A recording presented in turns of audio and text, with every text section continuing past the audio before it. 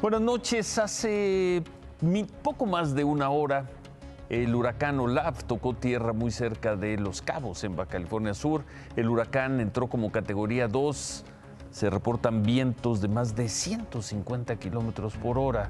Por este huracán hay alerta roja en Comondú, en Loreto, en La Paz y en Los Cabos. Germán Medrano, ahí en La Paz. Buenas noches, Germán.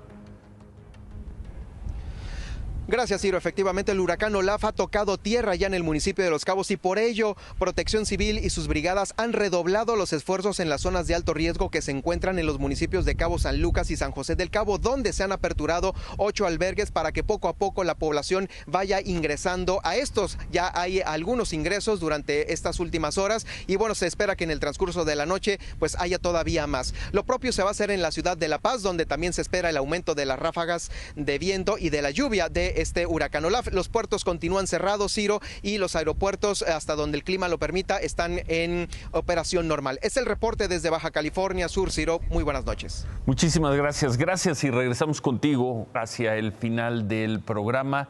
¿Qué semana? Las lluvias, bueno, desde hace un par de semanas, los huracanes, las lluvias, el temblor, las afectaciones y bueno, pues en distintos lugares del país, los trabajos de recuperación, cómo se puede y a la mayor velocidad que se puede. El gobierno de Hidalgo informó que ya hay una disminución visible de los niveles de agua en la mayoría de las zonas afectadas por las inundaciones de Tula. La gente podría regresar a sus actividades, pero bueno, la situación sigue estando complicada. Vamos a ver.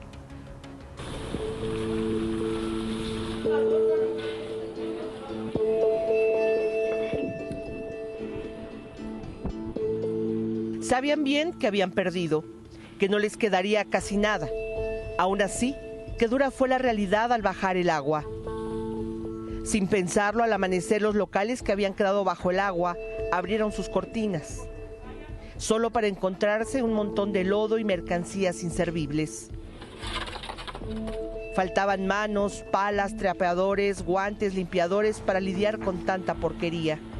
Echarle ganas, aquí tenemos que echarle ganas porque vamos a iniciar todos de cero, todos vamos a empezar de cero, todo Tula de Allende, todo el centro les pide ayuda a todas las comunidades que vayan poco a poco haciendo que se rehabilite la economía porque estamos al 100% devastados, no tenemos absolutamente nada. Los locatarios iniciaron esa tarea solos, al igual que los damnificados de la zona centro y las colonias inundadas.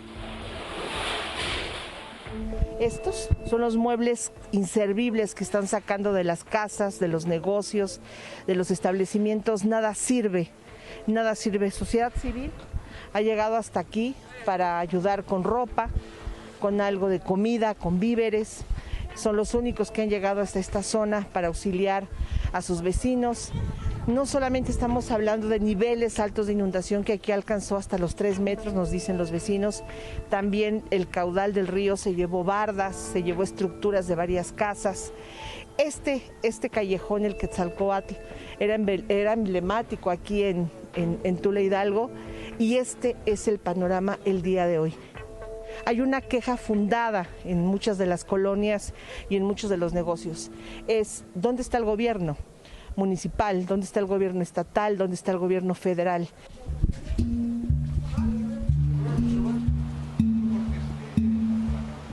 3 carros, 4 carros y allá afuera se quedó una camioneta.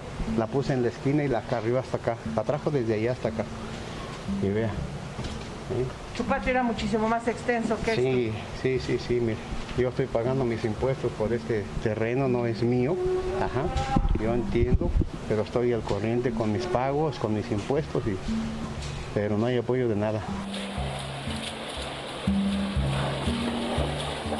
La queja generalizada incluía que la ayuda de militares era insuficiente para la dimensión de la emergencia, pero ellos hacían lo que podían. Pasando a las 2 de la tarde, los comerciantes del tianguis municipal, organizados como un comando de limpieza, fueron sorprendidos por otro escuadrón con palas nuevas e instrucciones de pasar del salvamento a la asistencia.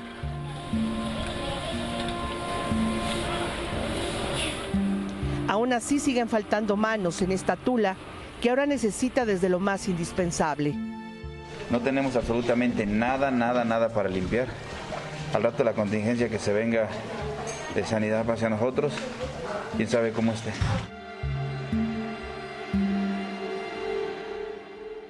Dos senadoras de oposición desplegaron esta manta para acusar a las autoridades de negligencia criminal por la muerte a principios de semana de 14 personas en el Hospital del Seguro Social en Tula, Hidalgo.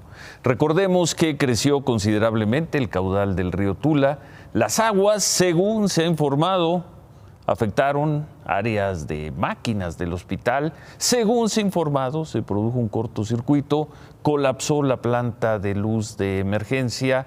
Esto provocó que dejaran de funcionar equipos, todo el equipo de oxígeno, y 14 personas murieron. Algunas de ellas estaban intubadas. La dirección del Seguro Social ha dicho que no se les advirtió del riesgo y peligro ante el inexorable desborde de las aguas. Han dicho que se trató de un desastre súbito, pero que sin embargo, y a pesar de que no hubo tiempo para anticiparse, se alcanzaron a aplicar los protocolos, lo que permitió salvar a 48 personas. Se salvaron 48 personas. Zoe Robledo, buenas noches desde el hospital de Tula. ¿Pero qué mató entonces estas 14 personas? ¿Fue la fatalidad, Zoe? Hola, buenas noches. Qué bueno que se puede tener espacio para aclarar algunas cosas. Las 14 personas que lamentablemente fallecieron y que siguen siendo pues una tragedia, una cuestión que genera mucho dolor, no fallecieron de la misma forma ni por las mismas circunstancias. Es importante señalar que cuando empieza a llover aquí en Tula, era una lluvia intensa, era una lluvia voluminosa, pero no era un huracán, no era una cosa como un fenómeno de esa naturaleza, un ciclón, una tromba. Empieza a llover. Aproximadamente a las 11 de la noche, todavía en el hospital no había ninguna evidencia de que pudiera ocurrir una inundación, no había aviso de ninguna naturaleza, y cuando el personal empieza a ver que hay agua en el piso, todo el hospital está en la planta baja, absolutamente todo el hospital, lo que está en la planta alta es la unidad de medicina familiar, empiezan a aplicar un protocolo, y es un protocolo de un triage. Se evalúa rápidamente a los hospitalizados, que en ese momento eran 54, y se empieza a hacer el traslado de estos pacientes a la planta alta. Empiezan con 2 incubadoras con recién nacidos, una paciente de 12 años de una apendicitis. También eso es importante decir, 25 estaban en el área COVID del hospital, es un hospital híbrido, y el resto tenían postoperatorios, crónico-degenerativos y demás. No había 14 personas intubadas. Tan así es que suben a muchos de los pacientes COVID alrededor de la 1 de la mañana, por lo que me han ido relatando todo el personal. Se corta el suministro eléctrico, entra a la planta de emergencia. La planta de emergencia es un motor, como si fuera un motor de tráiler que funciona a diésel para situaciones de emergencia justamente, y la planta está operando mientras el personal, mientras va subiendo el nivel del agua, sigue movilizando a los pacientes a la parte de arriba. Había una sola persona intubada con ventilación mecánica, con intubación. Había otros pacientes, 5 pacientes, tanto con puntas de alto flujo como con CPAP, que es una mascarilla de reservorio, pero que dependen del ventilador, dependen de un aparato que está conectado a la energía eléctrica. Manifiesta el personal que de repente, alrededor de la 1:30, casi las 2 de la mañana, el nivel del agua sigue subiendo. Ya la lluvia había bajado, pero el nivel del agua sube todavía más, y ahí es cuando todos se trasladan a la parte de arriba, cuando colapsa la planta de energía de emergencia. y colapsa porque quedó abajo del agua en el momento en el que ya entre el lodo y el agua llegaron a estar arriba de 1,70 m. Ya la planta nunca se quedó sin diésel ni nada, simplemente cuando el respirador como de cualquier motor se llena de agua, se ahoga y se apaga. ¿Por qué mueren entonces en ese momento, 14 personas, Zoé? ¿Por qué mueren 14 personas si ya se estaban aplicando los protocolos?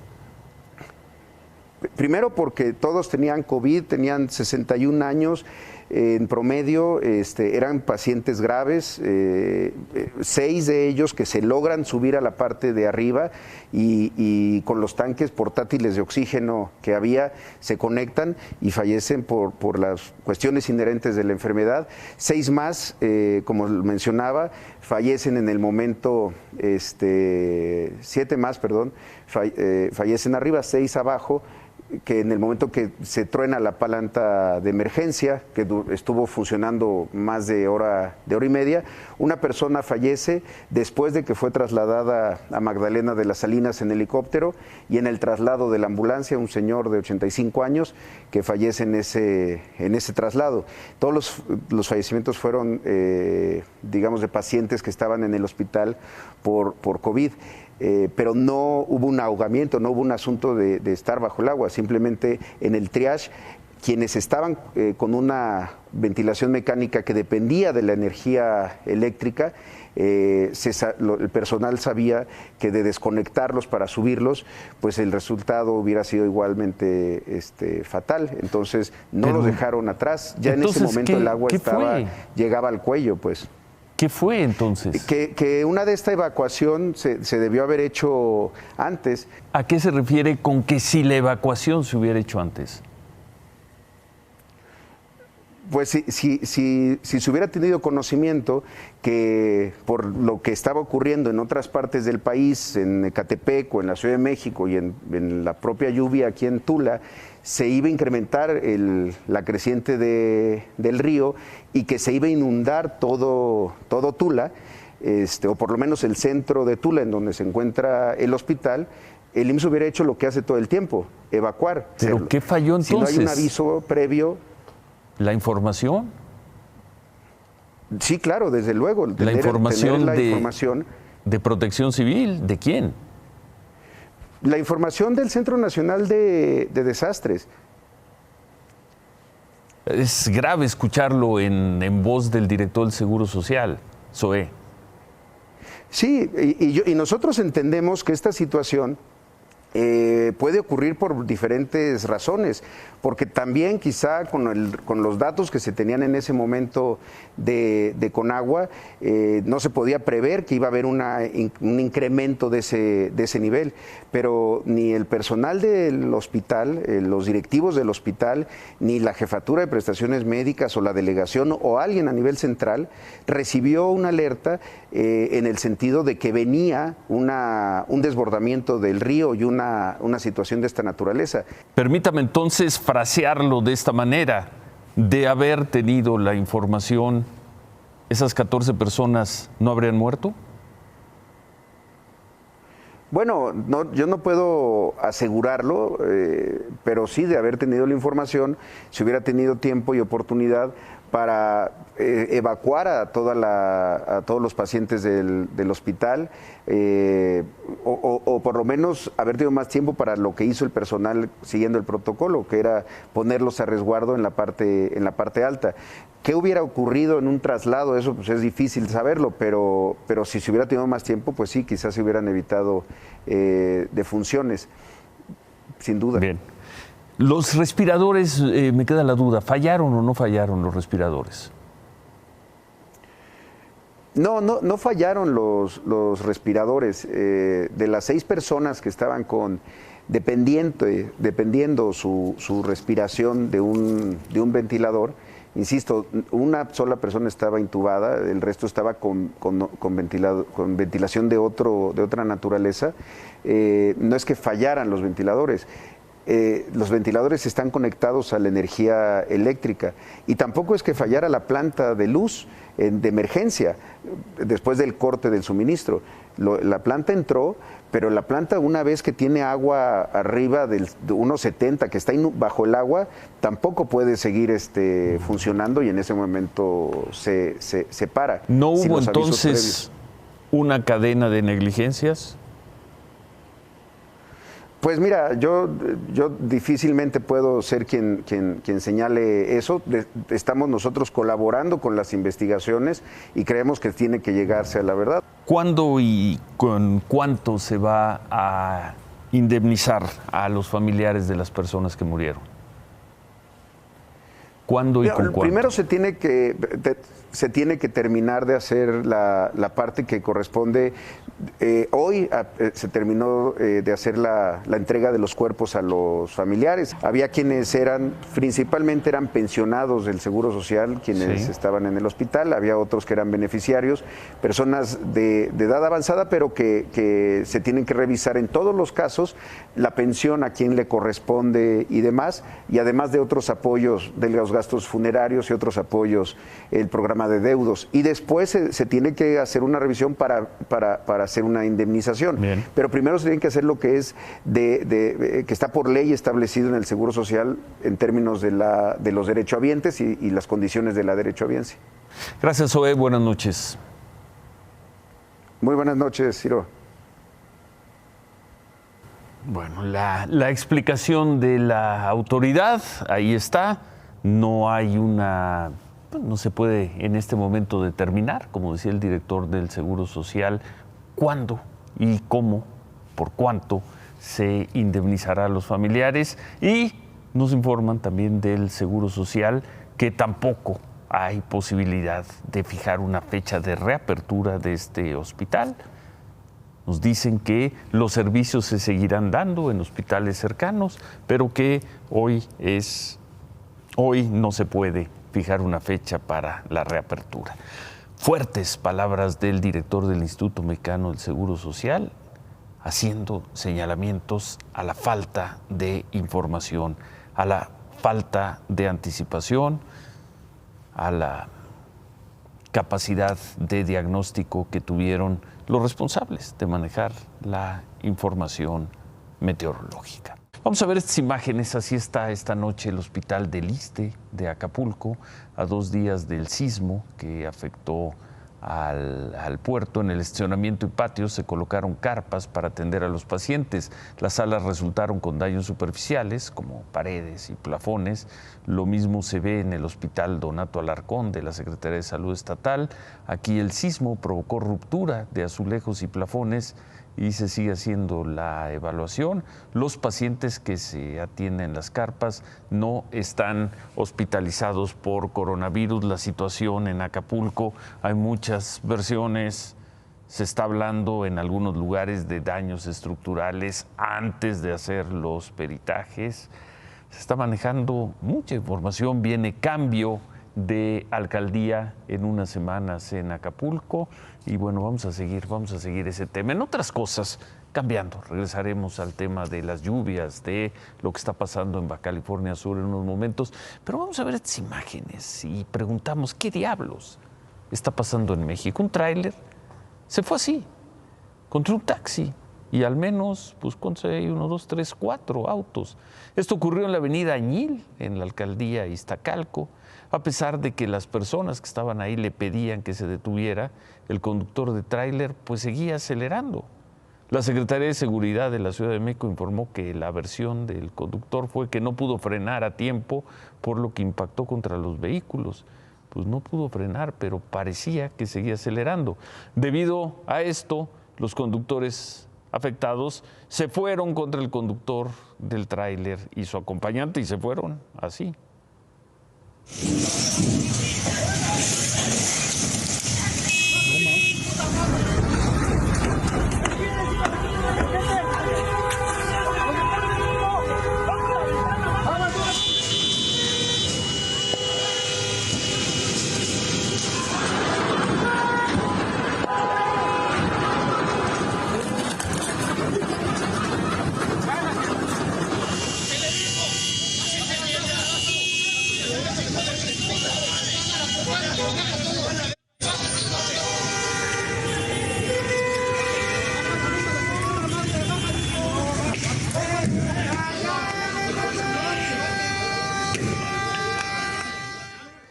¿qué diablos pasa con la gente? El conductor del tráiler quedó pues golpeado, tuvo golpes en la cabeza, su acompañante también, con golpes en todo el cuerpo.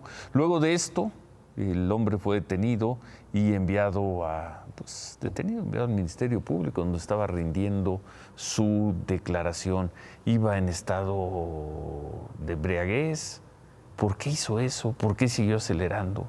Y luego la reacción de la gente. La reacción de la gente es, primero lo golpeamos y luego lo ponemos en manos de la autoridad. ¿Qué diablos sigue pasando en México? Pero también ocurre esto. Vamos a ver la otra cara de la moneda. El martes, recordarán, llovió muy fuerte en la Ciudad de México. El martes, que además tuvimos sismos. Y hay servidores públicos así. Este es un policía de tránsito en los carriles centrales de Periférico, a la altura de Polanco. Veámoslo. ¡Oficial! ¿Qué hace dentro del agua? Ayudando a la gente a que circule para que vea que no está muy hondo, que se puede circular y que no se haga tráfico. ¿Y cómo se siente? Feliz, contento. ¿Y eso por qué? Porque estoy trabajando, soy policía de tránsito y ayudo a la gente. ¡Excelente! ¡Bien, oficial! ¡Gracias! Excelente, bien, oficial, le gritan a este policía que se llama Daniel Antonio Salmerón, 31 años, hoy habló con Imagen Noticias aquí al mediodía. Ese es mi trabajo, lo amo, lo adoro, es mi vocación servir a la gente y vamos a seguir con todo, no importando la adversidad que se encuentre. O sea, si uno trabaja en lo que ama y lo que le gusta, no es un trabajo, simplemente está realizando lo que le gusta. Aquí la cuestión es relajarse, tomarlo todo de buena cara, y no estresarse, simplemente tomar las cosas tranquilamente. Pues qué bien. Bueno, en otras cosas, ayer el gobernador electo de Michoacán, Alfredo Ramírez Bedoya, que ya en unos días va a tomar posesión, informó que acordó con el gobierno militar que se aprueben 3.800 millones de pesos como recursos extraordinarios. ¿Para qué? Pues para pagarle a maestros. Pagos atrasados a maestros. Es decir, en los próximos días se tendría el dinero para pagar a los maestros las 2 quincenas de septiembre, además de garantizarles el pago de salarios y prestaciones en lo que resta del año. ¿Cuál es lo importante de esto? ¿Cuál es la importancia de esto? Pues que la falta de pagos ha sido la principal causa o el argumento que han manejado maestros de la CENTE, quienes mantienen desde hace 38 días 15 bloqueos en distintos puntos de la vía del tren de Michoacán. Esto que estamos viendo son imágenes de hoy. Hoy tuvieron una reunión los dirigentes de la CENTE, la sección 18, para plantear a su gente el nuevo compromiso del gobernador electo. Los maestros en plantón tuvieron asambleas, se les comunicó esta información. Vamos a ver qué decisión toman. Por lo pronto, así están las cosas en Morelia. Esta es la estación central de trenes. La empresa Kansas City Southern de México calcula que tienen más de 10 trenes detenidos con afectaciones graves a la vía férrea. Desde ahí, en Morelia, ahí han estado, no pueden avanzar. Y aparte están los que avanzaron, ahí están, y se quedaron atorados. Esto que vemos es una zona de fletes junto al lago de Siragüen, a unos 70 kilómetros de Morelia. Ahí hay también varios trenes atorados por los bloqueos. La empresa Kansas City Southern de México informó que los 10 trenes detenidos llevan una carga equivalente a 48,000 toneladas, que están inmovilizadas desde hace 38 días porque no le han pagado a maestros. Ahora el gobernador entrante dice que ya les van a pagar. A ver si mañana los maestros tienen una respuesta.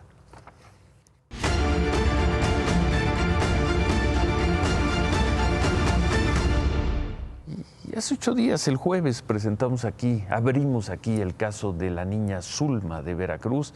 Esta niña que obtuvo un amparo, lo tramitaron sus padres, un amparo para que la vacunaran contra COVID porque ella tiene un problema de diabetes. Hoy la niña Zulma acudió a una valoración médica en un centro de salud en Jalapa, no a donde la querían mandar, que era un centro COVID, fue a otro lugar. Su mamá, Zulma García, habló con Imagen Noticias, dijo que la Secretaría de Salud de Veracruz tuvo a bien reconsiderar el lugar para que la revisaran. Ya no la mandaron a un hospital COVID, la familia había rechazado eso, así que, bueno, ya la pudieron revisar. La familia confía en que a más tardar el lunes les den los resultados que confirmen si Zulma es candidata para recibir la vacuna contra el COVID.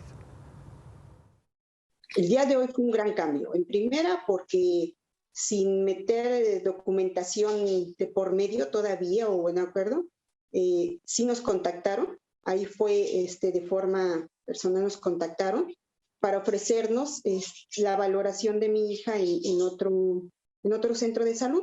Sí vimos su voluntad.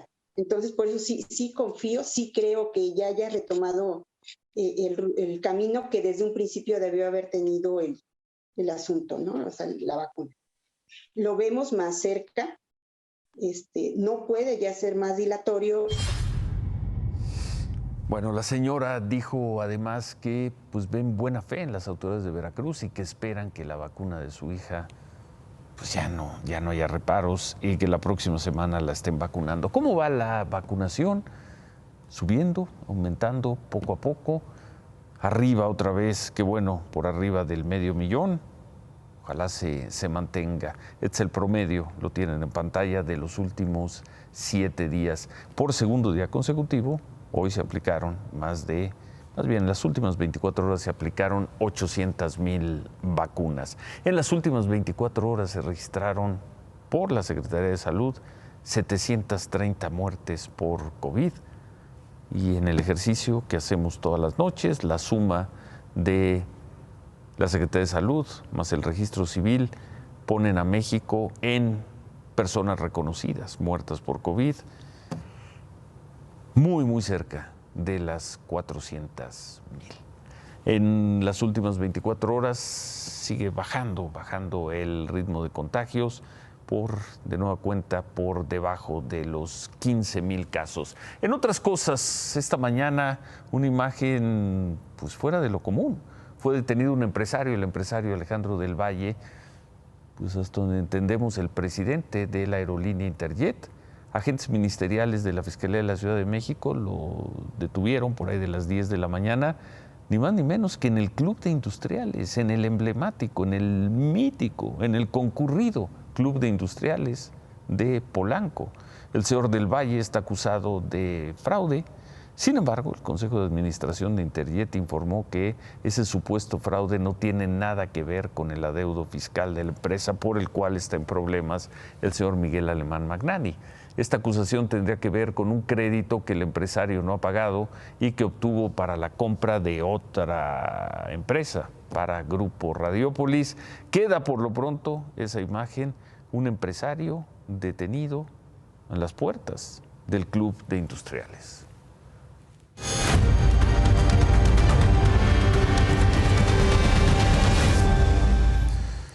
En la semana, en las crónicas que hemos venido presentando, al final de las crónicas nos hemos preguntado, ¿a dónde se van los migrantes? O los que no son detenidos por las autoridades migratorias, ¿en dónde se resguardan? ¿Dónde están? De acuerdo con el Instituto Nacional de Migración, hay 147,000 migrantes irregulares en este momento en el país. La mayoría pues tratan de esconderse. Hoy encontramos a este grupo en uno de los trayectos pues, más frecuentados, rumbo a Las Chuapas, Veracruz. Ahí hay un albergue, ahí suelen descansar, reciben atención de la Cruz Roja. Por lo general solo se quedan una noche y de ahí siguen en esta ruta hacia Coatzacoalcos. Se calcula que hay más de 500 migrantes, o que había en las últimas horas, más de 500 migrantes ahí en Las Chuapas. Bueno, pues ahí en ese albergue esta tarde hubo un operativo del Instituto Nacional de Migración y de la Guardia Nacional y detuvieron, según se reporta, a más de 30 migrantes, la mayoría de ellos, lo estamos viendo ahí, haitianos. El albergue estaba en el club petrolero de Las Chuapas y los mismos habitantes del municipio se organizaban en brigadas para ayudar. Los detenidos, ¿y a dónde van? A los haitianos no los están. Ayer nos informaba fuentes del gobierno que no los están mandando de regreso a su país. Los dejan en Chiapas. ¿Cuánto tiempo va a aguantar esta situación? Bueno, en medio de la crisis migratoria, hoy se relanzó en Washington el llamado Diálogo Económico de Alto Nivel entre México y Estados Unidos. Es el primero que tiene lugar desde 2006. Allá fueron el canciller Marcelo Ebrard, la secretaria de Economía Tatiana Cloutier, el subsecretario de Hacienda Gabriel Llorio y bueno, estuvo el embajador Esteban Moctezuma. Por parte de Estados Unidos encabezó el grupo la vicepresidenta Kamala Harris, estuvo también el secretario de Estado Antony Blinken y el de Seguridad, tuvo también el de Comercio. Y la vicepresidenta Kamala Harris dijo pues prácticamente lo que el gobierno mexicano quería que dijera. Dijo esto. Mexico's economic stability is in the interest of the United States.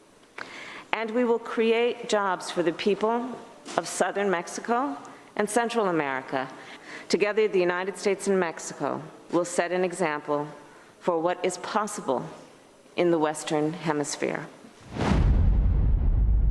Lo que tanto ha pedido el presidente López Obrador, lo que tanto ha dicho el canciller Marcelo Ebrard, lo dijo hoy la vicepresidenta de Estados Unidos, vamos a promover proyectos económicos, proyectos de empleo en el sur de México y en Centroamérica. Los dos países acordaron trabajar sobre 4 ejes. El primero, establecer un grupo de trabajo para reforzar las cadenas de suministro y facilitar el comercio.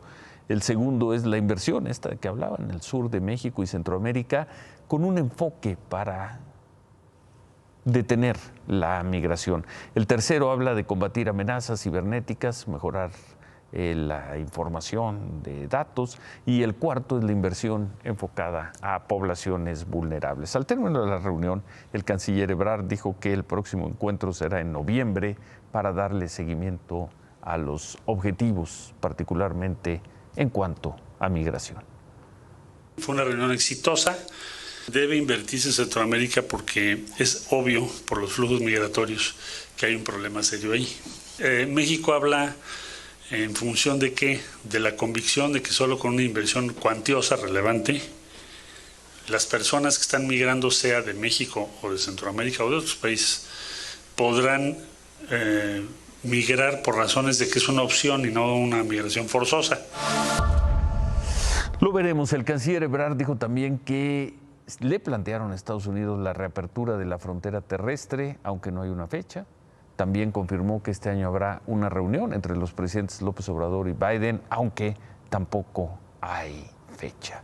Por cierto, el canciller Ebrard se reunió en privado con el secretario de Estado, Antony Blinken, le entregó la carta que el presidente López Obrador le mandó al presidente Biden para atender la migración. Hasta hace unos momentos no se conocía el texto, pero el canciller dijo que el presidente le propone al señor Biden más visas de trabajo para migrantes. Bueno, eso fue en Washington, las conversaciones girando en gran medida sobre la migración. ¿Qué pasó hoy en la frontera sur de México, en Tapachula? Vamos a ver. Es mejor que tomemos otra ruta y ya.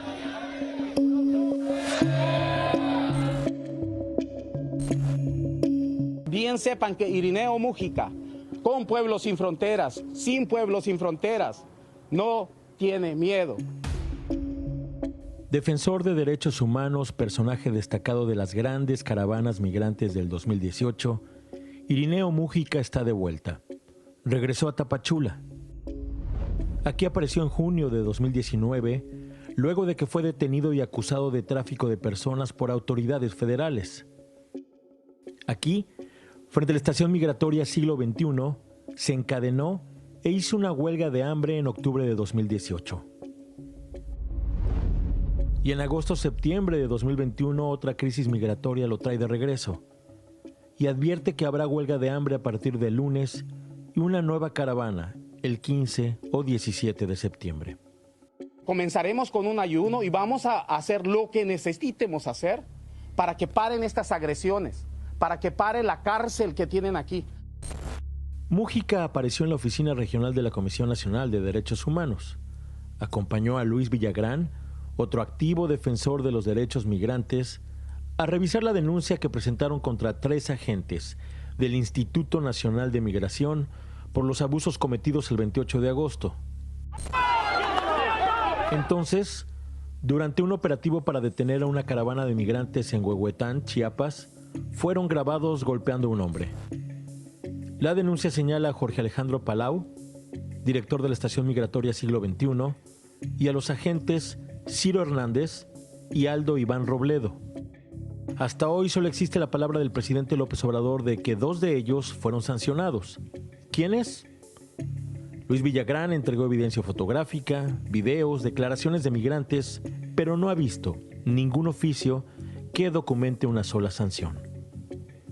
Hasta hace 2 días ellos estaban uniformados, uno como director general de la estación migratoria y el otro inclusive ya es mando medio.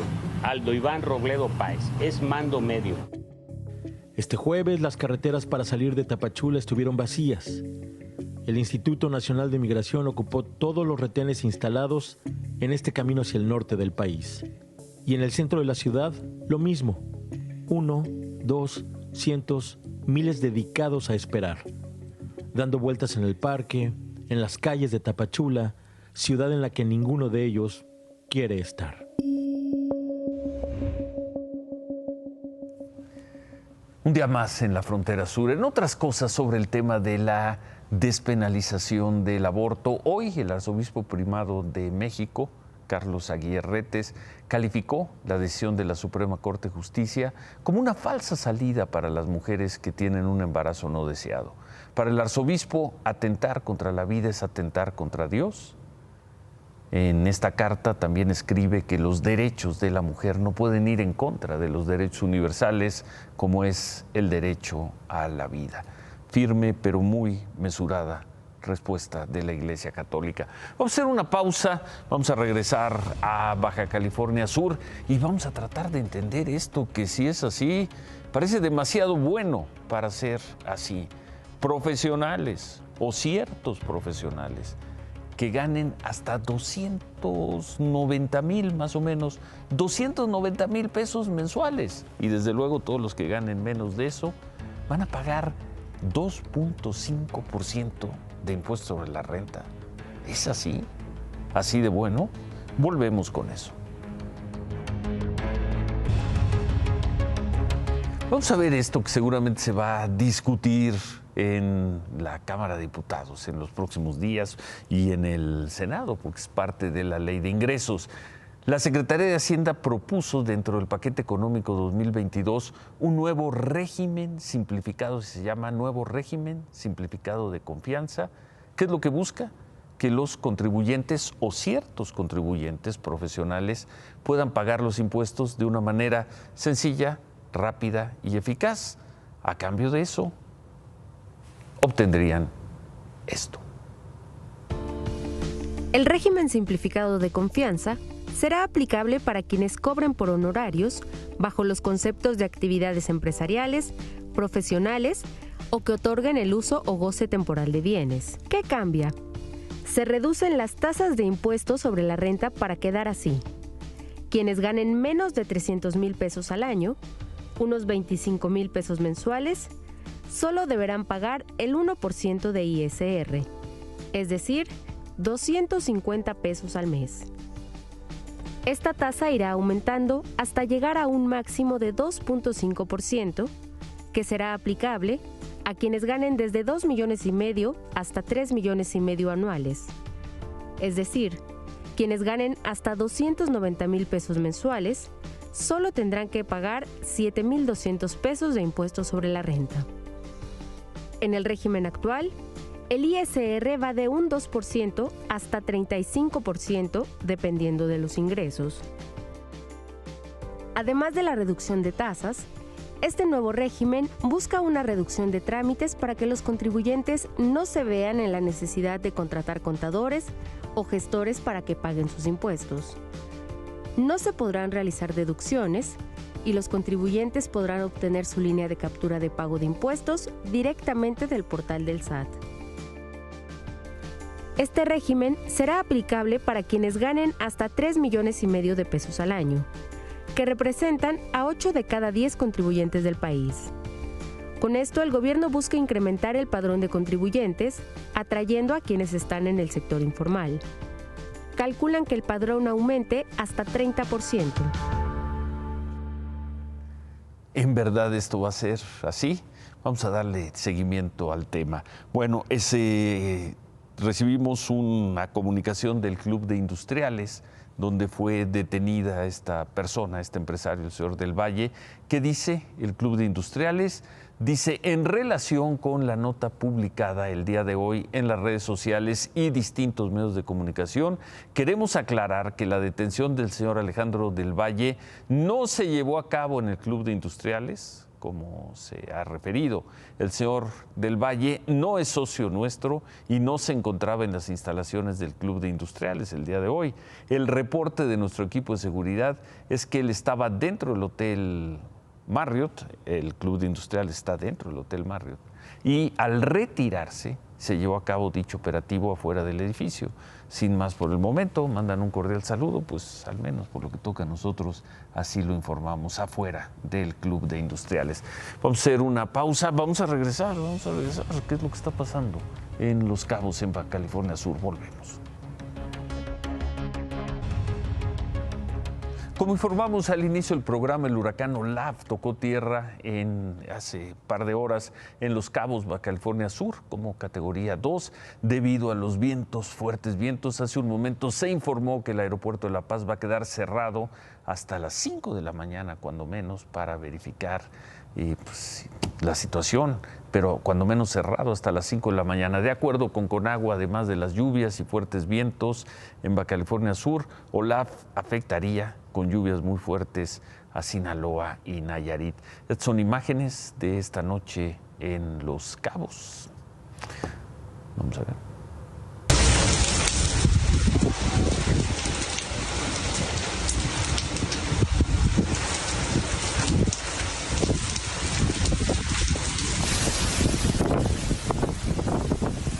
En los municipios de La Paz y Los Cabos están suspendidas para mañana todas las actividades laborales del sector público. En el curso de la noche se van a hacer las evaluaciones para saber si hay más suspensiones a otros municipios que pudieran resultar afectados. Mucha suerte allá, mucha suerte y mucho ánimo a las personas de la península, de la parte sur de la península de Baja California. Gracias, se quedan con ¿Qué importa? Buenas noches, ánimo.